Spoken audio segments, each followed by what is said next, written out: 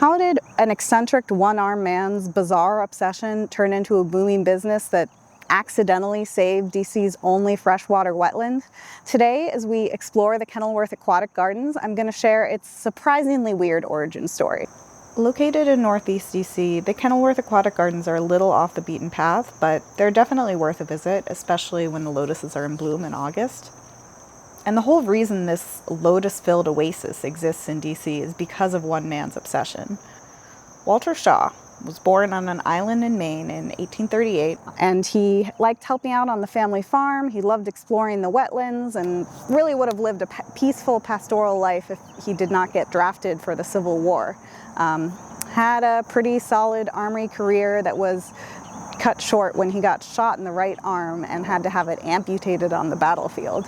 But not one to be deterred, he ended up teaching himself to write with his left hand and getting a clerk's job at the National Treasury, which is honestly a pretty amazing accomplishment.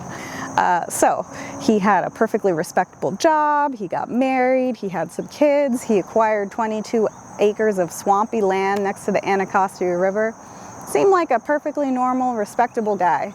But he was harboring an obsession. It started innocently enough. He missed the plants he grew up with in Maine and created like a little pond to plant some of them. But it would soon grow into an all-out obsession.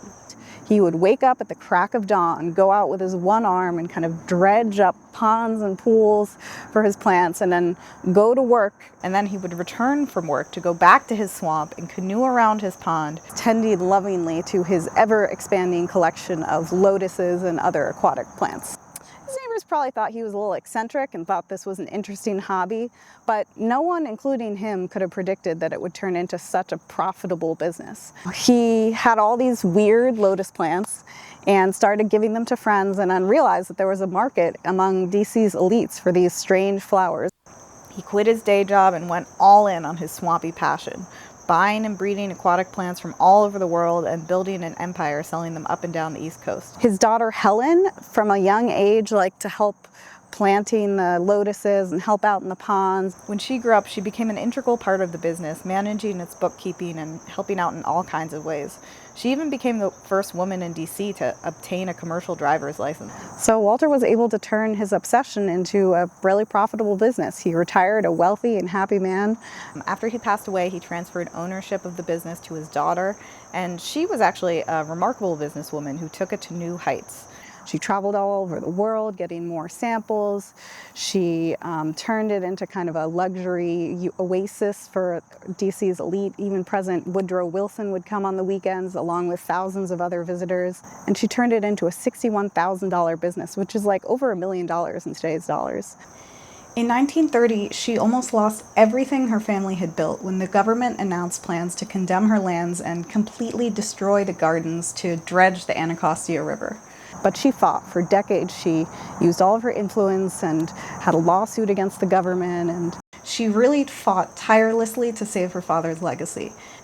But finally she forced a deal. The government could have the land, but they had to preserve the gardens as a national park.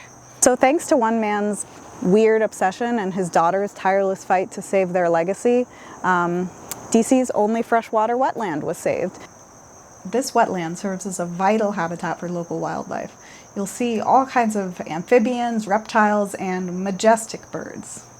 It's just a really peaceful place that's super important for DC's wildlife. So it's kind of remarkable that it was saved just because one guy was super obsessed with these weird flowers. Hi from my treehouse office. Thank you so much for making it to the end of my very first YouTube video.